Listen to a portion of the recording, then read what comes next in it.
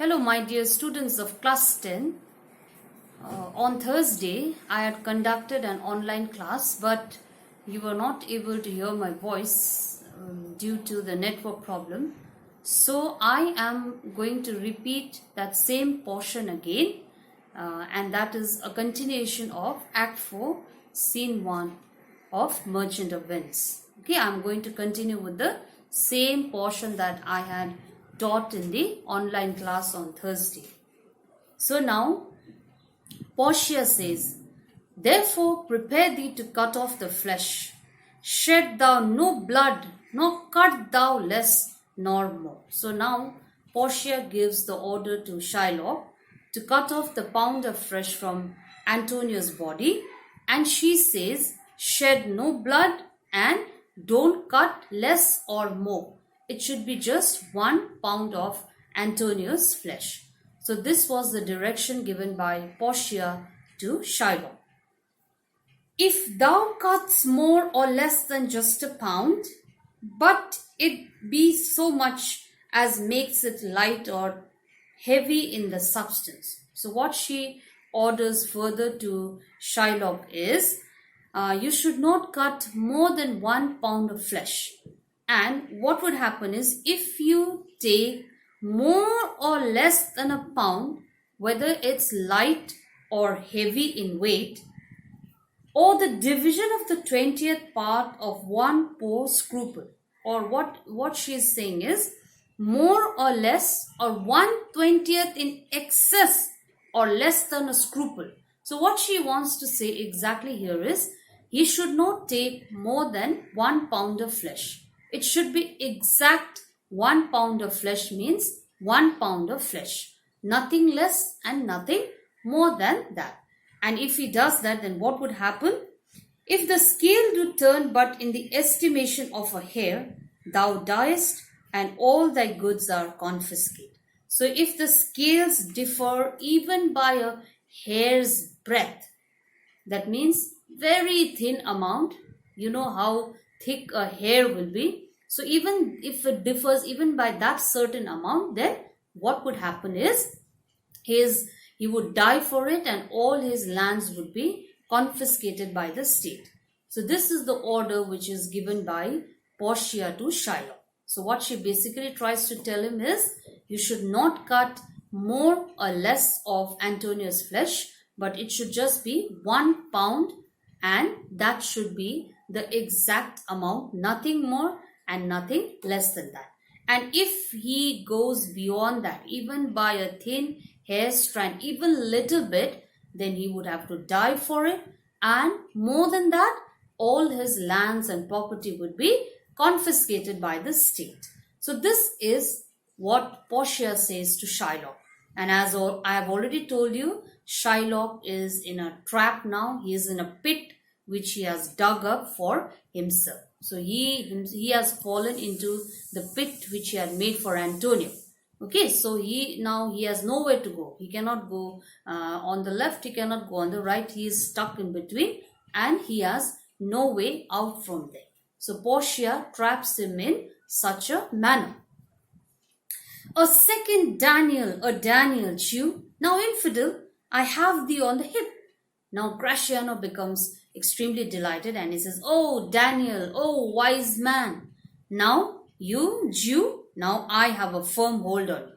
This is what he says to Shylock, because before that Shylock was very happy, and now it's Gratiano's turn to be extremely delighted. So what he says is, "Oh, you are such a worthy person, you are such a wise judge." And he even tells Shylock, "Oh Jew, now I have a firm hold on you." "Why doth the Jew pause? Take thy forfeiture." So now Portia says, "Why have you stopped? Jew, you go and take your penalty. You go and take your forfeiture, the bond. Why have you stopped? Why have you paused you? Give me my principal and let me go." So now Shylock says, "Just give me the principal, the amount of money which Antonio and Bassanio had taken in the beginning, that is 3,000 ducats, and let me go from here. Okay, I don't want anything more.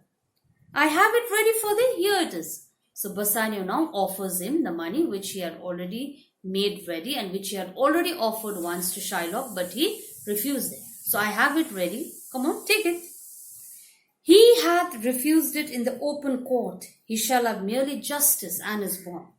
But Portia refuses and she says, see, he was offered the money in front of everybody in the court, but he refused it. So now he will have nothing but the bond only.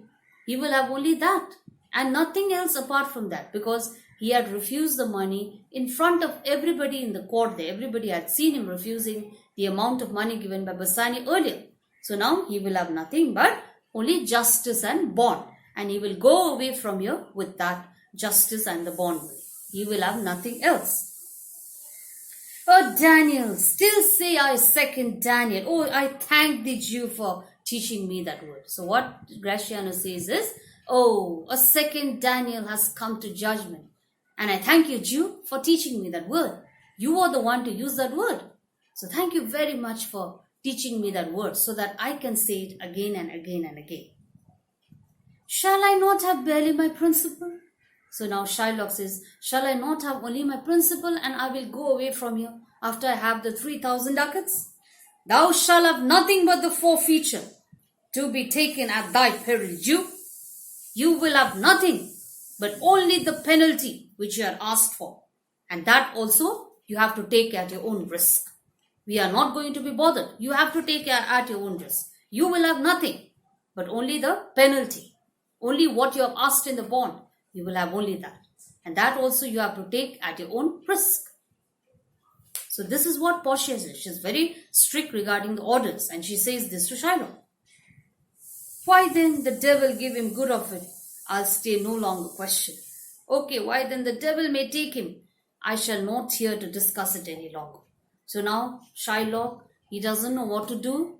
He will not even get the principal which he had refused openly in the court before. He will not get even that.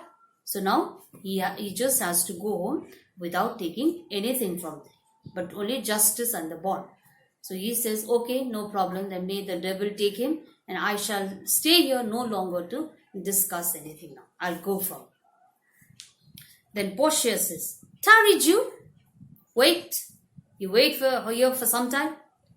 The law hath yet another hold on you. So there is one more claim on you. Okay, so Shylock's misfortune has not completed here. Shylock's misfortune has not ended here. He has something else also. So there is one more claim that the law holds on you. And what is that? It is enacted in the laws of Venice, if it be proved against an alien that by direct or indirect attempts he seeks the life of any citizen. So there is one more claim on you, one more hold on you. And what is that hold? It is laid down in the laws of Venice that by direct means or by indirect means, if it is proved against a foreigner that he has conspired directly or indirectly against a Venetian citizen, then he will have to face the consequences. So it is laid down in the laws of Venice. And what are the consequences? The party against which he doth contrive shall seize one half of his goods. The other half shall come to the privy coffer of the state. So what is the punishment that he is going to get? The consequence? If it is found out that by direct or indirect means, a foreigner has contrived against the life of a Venetian citizen, then the state will have the right to take one half of the property of that person and give it to the person against whom the plotting has been done. And the other half would go to the treasury of the state. So that is the consequence now which Shylock has to bear. So whatever property Shylock has, what he has to do now is half of the property of Shylock would be given to Antonio and the other half of his property would go into the treasury of the state. So that is the law which is there in Venice. because this person has directly or indirectly contrived against Antonio, and he wanted to take the life of Antonio directly or indirectly. So now half of his goods would go to Antonio and the other half would go to the treasury of the state.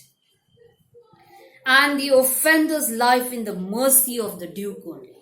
And the one who has done the plotting, the one who has done the planning, his life would be at the stake of the Duke. The Duke will decide whether he is going to live or not. So he will have to ask mercy to the Duke. Only then his life would be pardoned. Because if the Duke feels that he has to die, then the person has to die. So everything will rest upon the Duke now. So that is one more thing that is there in the laws of Venice. Against all other voice, in which predicament I say thou standest, for it appears by manifest proceeding that directly and indirectly too thou hast contrived against the very life of the defendant. So no other person would be able to save you except the Duke. And in this case, I see that the charge is applicable to you now. I see that. This law is applicable to you now. Because there is clear evidence from what has happened that you have conspired both directly also and indirectly also against the life of Antonio.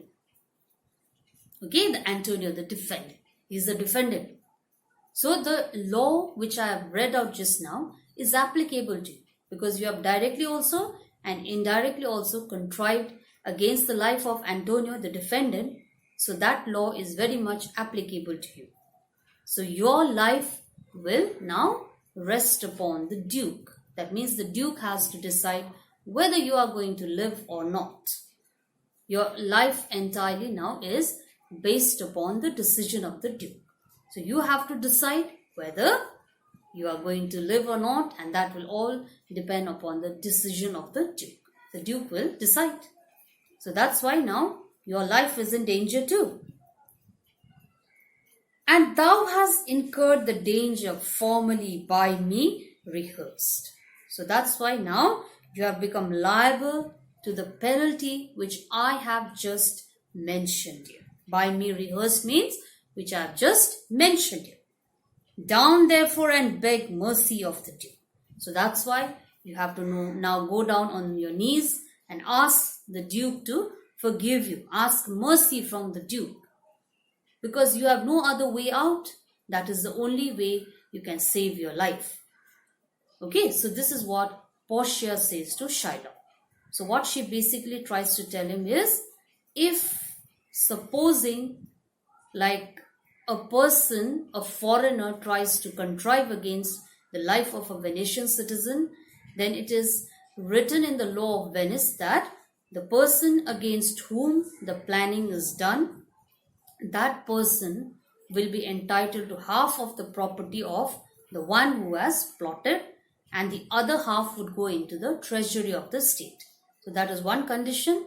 The other one is the life of the plotter, the contriver, will lie upon the mercy of the Duke and nobody else. Only the Duke can decide whether he is going to live or not. And that thing is applicable to Shylock right now because he has directly also, indirectly also contrived against the life of Antonio the defendant. So Portia says, now if you want your life to be saved, you will have to bow down before the Duke. You will have to go on all fours. Alright, and you will have to now ask the Duke to forgive you. Ask mercy from the Duke. So this is how we see that Shylock has fallen into the pit which he had dug for Antonio. As I've already told you earlier, he's fallen into that pit. Now he's completely trapped by Portia and he doesn't know what is to be done. So he will have to go down on his knees and ask mercy from the Duke to forgive his life. And whatever has been said by Portia, whatever has been laid down in the laws of Venice, now he will have to abide by that. Otherwise, there is no other way out for him. Alright, So this was the explanation that was given in my online class on Thursday, and you were not able to hear what I had explained. So this is the explanation that is given in this portion of Act 4, Scene 1.